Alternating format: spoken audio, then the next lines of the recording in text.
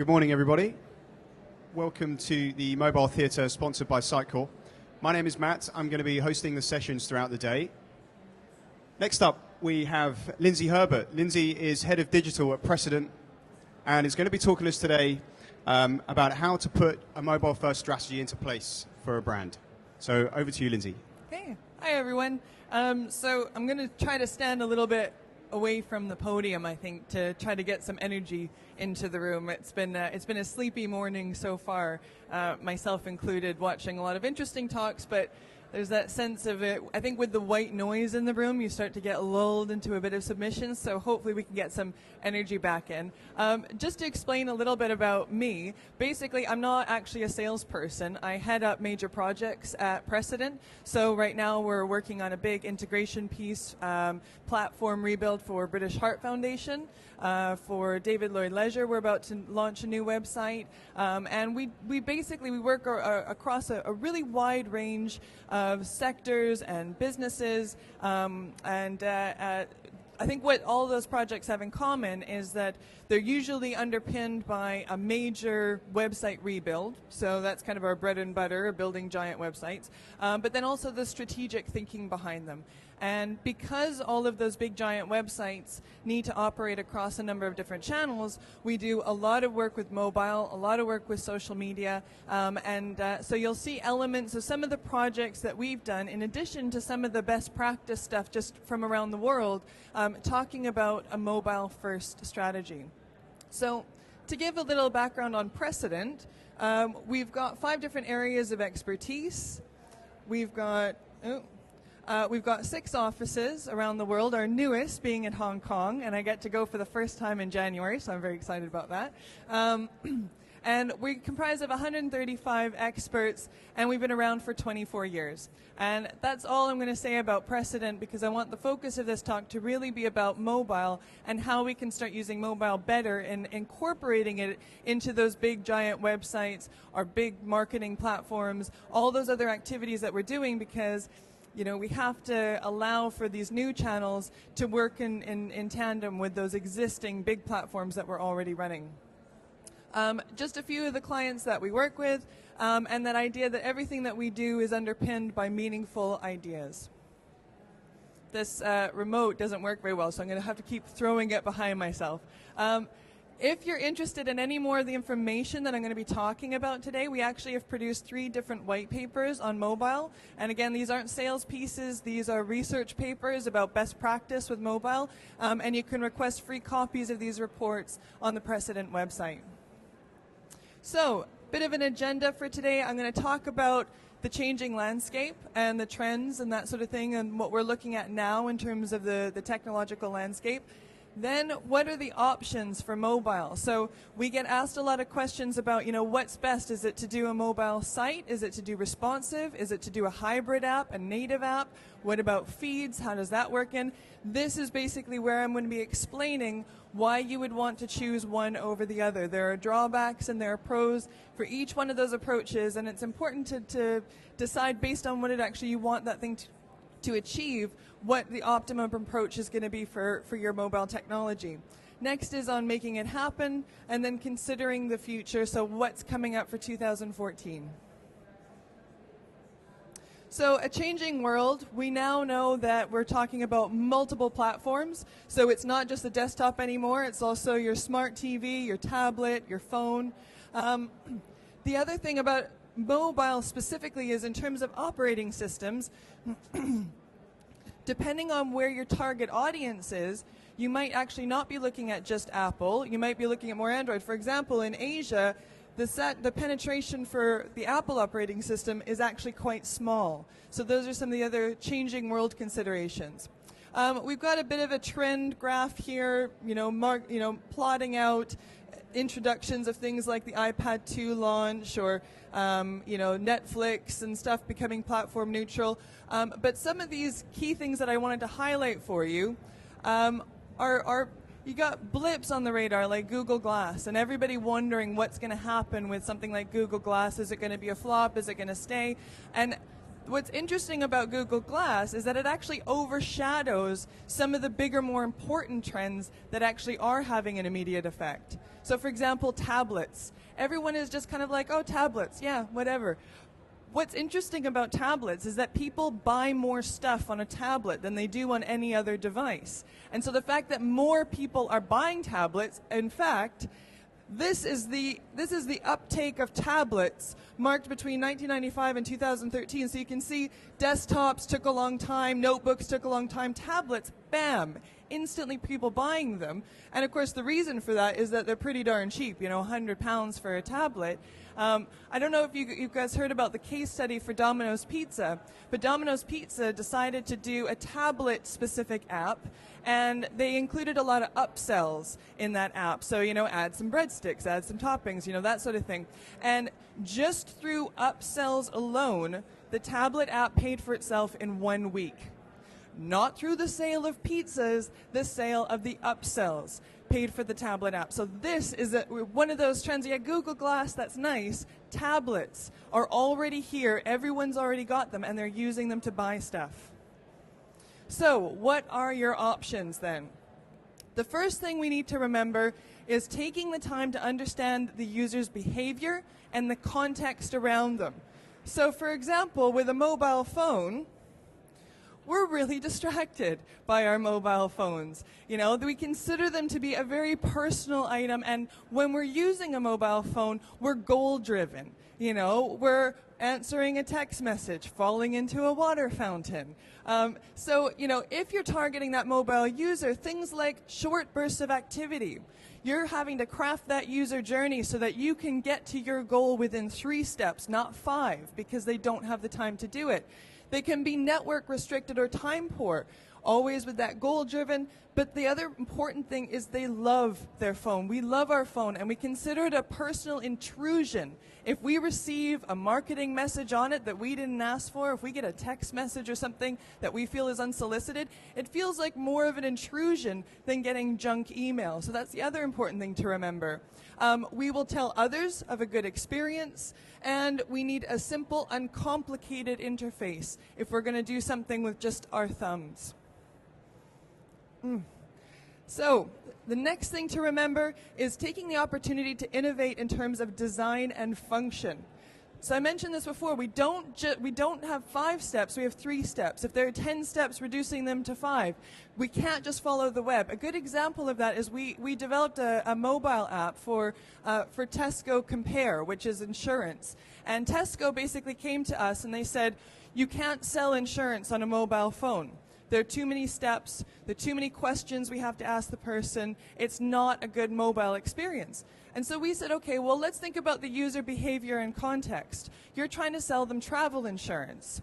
When you get to the airport and you got your kids and you got your luggage and you're going up to the checkout counter and you're like, oh crap, I forgot to buy travel insurance, you don't care about getting the cheapest quote. You care about getting something quickly so that you know that you're covered. So we said to Tesco, if we took away all of the qualifying questions, that all it would do is reduce the cost of that travel insurance quote, and if we just gave everyone the same price, but we're selling only to people who are basically at the airport ready to travel, could we cut down those steps from 10 into just a few simple steps? And they said, you know what, actually we think we could reduce that down. The difference in the cost for a 1-week trip for travel insurance, actually not that much. So we did it, we launched it, and this has been a huge success. If we had followed the web model, it would have been a massive failure and we would have wasted Tesco's money. So what are your options? There are 4-ish options for mobile. So we're talking about a mobile dedicated site, so an M.dot site. Responsive, so the ones that shrink down when you change the size of the window. And we've got apps. And in apps, we've got 2 categories, native and hybrid. And running along the side, you've got feeds, because you can put feeds in anything, basically. And that's just something you can use to enhance any one of those platforms. But the reason I say 4-ish choices is that actually, who here has seen this? Google Chrome's Roll It. Put your hand up if you've seen this. It's a Google experiment. No one has seen it. Check this out because it's amazing. It's a Google Chrome experiment. Basically, you have to have the Google Chrome browser on your phone, And then you go to this website. So just look up Roll It on Google, you'll find it. And using the Chrome browser on your phone, you can use your phone like a bowling controller, and on your browser screen on your desktop, you can use your phone and roll a ball, and your computer will recognize where the motion is, and the ball will go in the hole. So you can be sitting at your desk using your phone like a Wii controller, and it works on your desktop. Now, the reason why this kind of changes the category a little bit in terms of options is that technically it's a mobile app, or it's like an M site, like a Mobi site, but it uses a native app in the form of your Chrome browser that's already installed on your phone. And when I talk through how the different options work, you'll see why that's important, why it's using those two technologies together to be able to accomplish what is actually a fairly complicated set of tasks for the user. So before we get into the kind of technical stuff, I'm going to talk a little bit about design considerations, because we forget this a lot when designing stuff for the mobile. There we go. So effective mobile designs not only account for the one thumb, one eyeball, but also aim to optimize for them as well. So what do we mean by that? First thing is hands. So interface control sizes. Talking about the size of fingertips and the size of what's allowable on the different devices. So you don't need to remember the details of this. You should pass the details on to your web designers if you've got them. But essentially, if you're designing your touch areas to be too small or too big, both of those are going to be a problem for the person using the functionality built into that app. The other thing is shortcuts, visual shortcuts. Because you've got such a small interface area, you have to stick with conventions for certain things. So for example, the hamburger icon, that means menu. The circular arrow, that means refresh. These things, don't mess with them. They're established standards now. If you want someone to like something, show a picture of a thumb.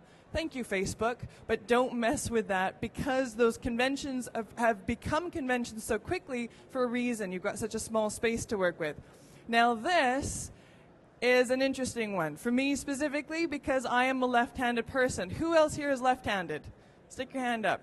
You guys, like me, all have a harder time using your phone than anybody else in this room. And you know why? Left hand, this area is averagely easy for you to use. This is very easy. This is hard in terms of reach with your thumb. Right-handed person, exact opposite. Left-handed people, only 10% of the world is left-handed, which means that every single app in the world is designed for right-handed people. So what is hard for us to reach is easy for everyone else in the world to reach. Now, this can also tend to skew choices for mobile phone purchasing, because someone who's left-handed going for a wider phone is obviously going to be harder for them. But these are the kind of things that you want to take into consideration when you're designing how that interface is going to look. Hard is anything you don't want the user to hit by mistake. Easy, things that require the most scrolling, going up and down. And then average is where your thumb naturally hovers. So how the interface is designed needs to take that into consideration. So now, the meat of the presentation, choosing that optimum approach. So the first, we've got Mobi, that dedicated Mobi site. So I said already, Tesco Bank, we did the Mobi approach for that. The reason why, if you're doing Mobi, this is what it's good for. Providing focus and clear structure, because you're not trying to cram all your content down into a responsive grid. You're coming up with a dedicated interface just for mobile. You're deploying without impact on your main website. It's totally separate. The content is different. It's not like responsive. You're delivering quickly because you're just doing one version of it. Wide reach, working within the browser. You don't need to download it in an app store. And can be designed to respond to screen size or orientation. So you can use principles of responsive in doing a Mobi site, which actually makes it quite a good approach to use. Downsides, however, you cannot access device functions. Key one being internal storage.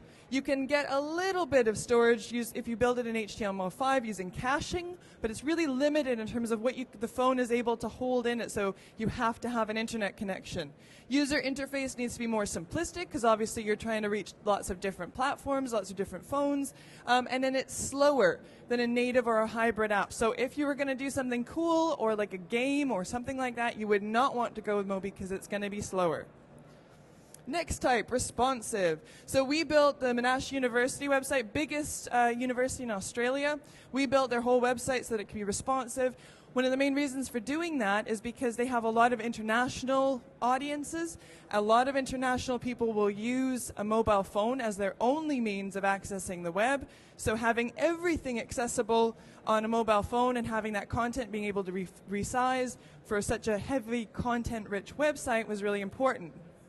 So what it's good for, you only have to write the content once, unlike a Mobi site where you're writing specific content for the mobile.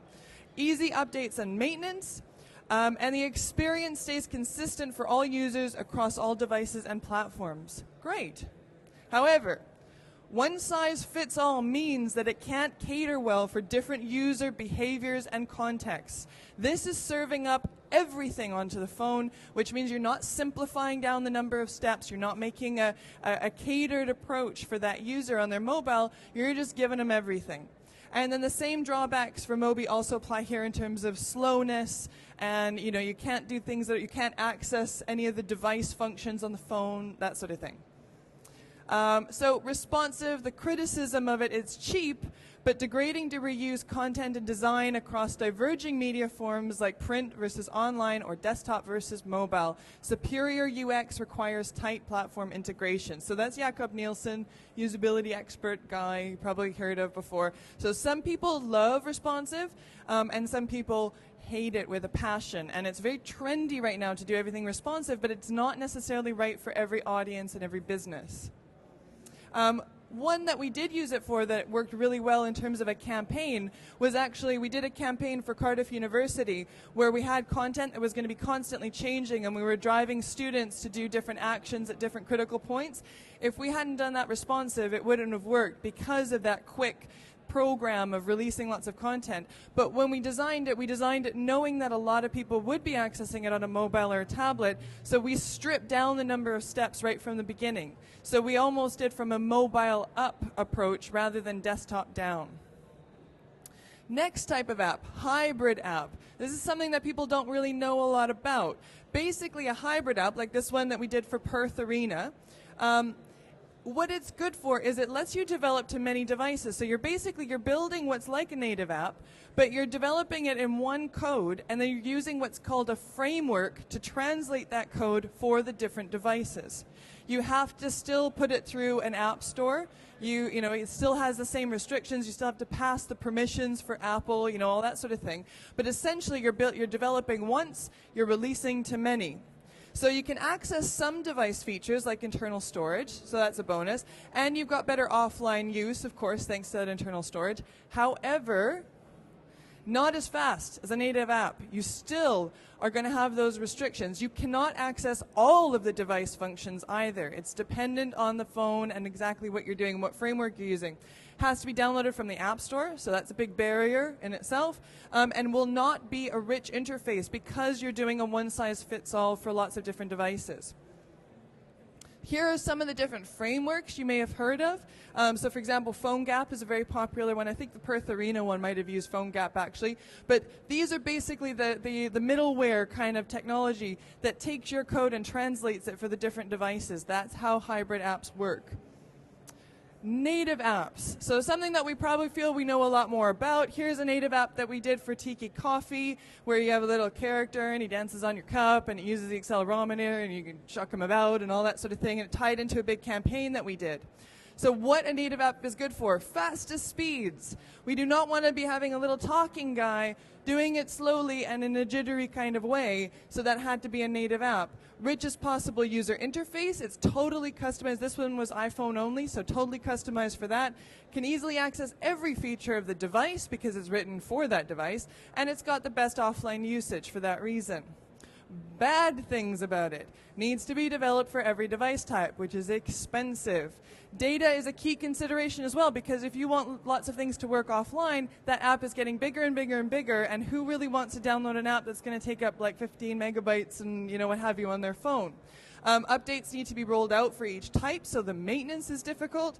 And then developing for each device type quickly adds to the cost. You also have to make that important decision of which device type to target. So like I was saying in that earlier slide, those graphs, if we were doing this for an Asian market, we wouldn't be doing it for iPhone. We would basically have to choose Android or choose one of those other platforms. The last thing to consider is feeds. So feeds are something not to be overlooked, and you can use a feed, you can style a feed for any type of these platforms that I've just been talking about, all these different approaches. And what's great about a feed is that you can be providing that great content to those users, and you can style it up properly depending on the device, and you can even choose which feeds to bring in for those different devices depending on that approach that you've chosen. So coming up with really clever feeds or pulling feeds from other places, you can end up with really engaging content. I just wanted to put a funny cat picture in. No. So you can come up with really engaging content without that kind of burdensome of having to load it all up into the phone. This is something that can work on your website. Don't underestimate the power of feeds. No. All right, so here is your cheat sheet. So choosing the optimum approach, what are your priorities? So if you want to access device features, pick native first. Depending on the device feature, you could get away with hybrid. Offline functioning, native first, then hybrid. Speed, native. Full stop, native. Learn from Facebook. Facebook first deployed as a hybrid app. Everyone hated it, and it was slow, and they ditched it in like 2012 or 2011, released them all as native apps. User interface, best bet, native. Maintenance, in terms of keeping those costs down, web or hybrid. Platform independence, web or hybrid. Development costs, web or hybrid. And by web, I mean Mobi or responsive. Discoverability, so you don't need to go to an app store to get it, web. Installation, web, because there's no installation. And then content restrictions, approval processes, and fees. I'm saying web and learn from Playboy. Playboy was actually the first to launch a web app, or kind of of the big brands, and it's because Playboy, oddly enough, couldn't get past Apple's content restrictions in terms of censorship and whatnot.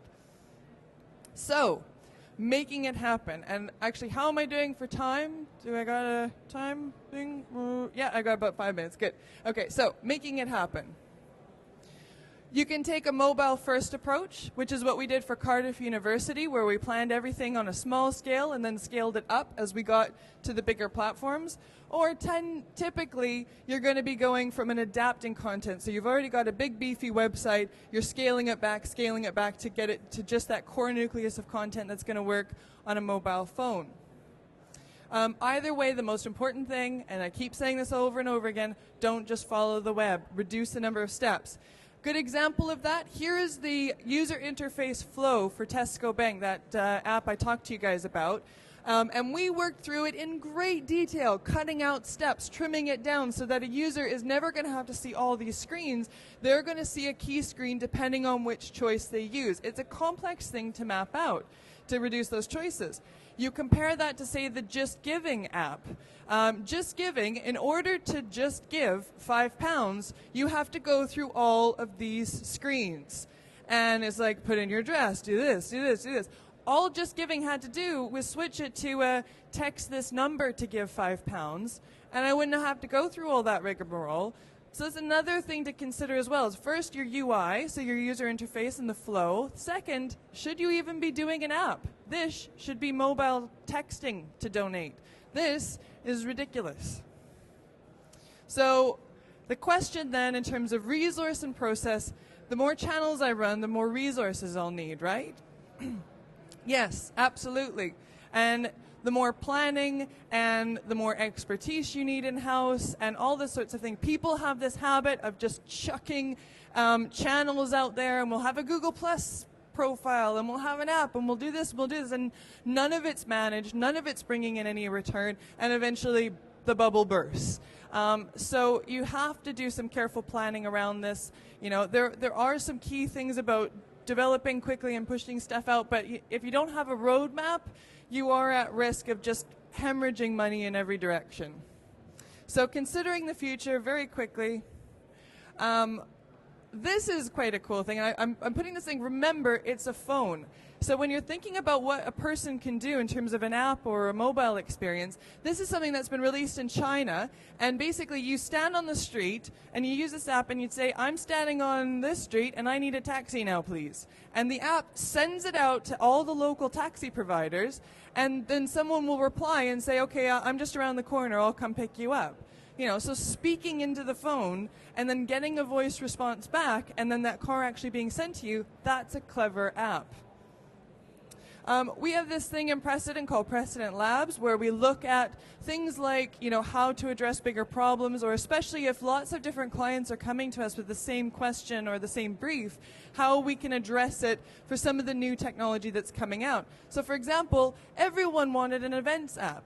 Everyone wanted, we want our people to be able to vote when they get there. We want them to be able to meet each other on LinkedIn. So instead of responding individually to loads of different apps, we came up with an out-of-the-box event app that does all those different things, and then we just rebrand it depending on the client that's bought it.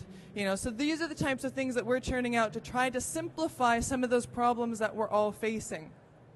Another thing that's worth considering is what platform you've got underpinning. So Precedent, we're a Sitecore partner, the sponsor of this tent here.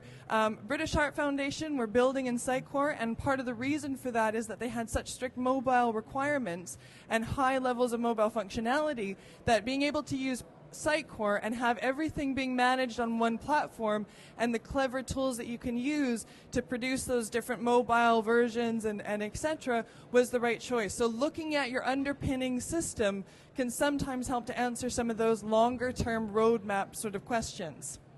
So trends for 2014.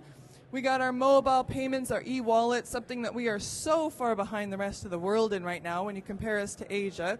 Wearable devices like the Pebble Watch, that sort of thing. Socially integrated TV is another big buzzword that's coming up. And then, of course, more smart content with personalization, aggregation. You know, these are just some of the things that are coming up on our radar. And to be honest, a lot of them are already here. We just haven't picked them up in a broad enough way.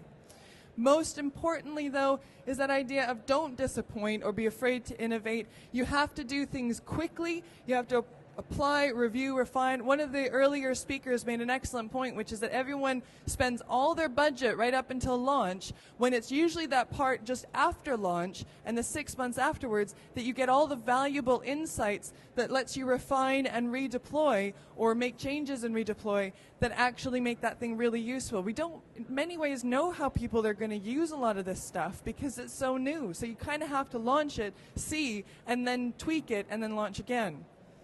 So think big, start small, act quickly, smart thinking wins, essentially. So that is the main presentation. If you do have any questions, because I've used up all the time except for 2 minutes, so if you have any questions, feel free to talk to me afterwards, or you can add me on LinkedIn. That's where I look like on LinkedIn. You can follow Precedent, and we've also got our Precedent on Twitter and myself on Twitter. But otherwise, there aren't really any time for questions. So thank you very much, and I'll stop taking up all the extra time. So thank you. That's everything.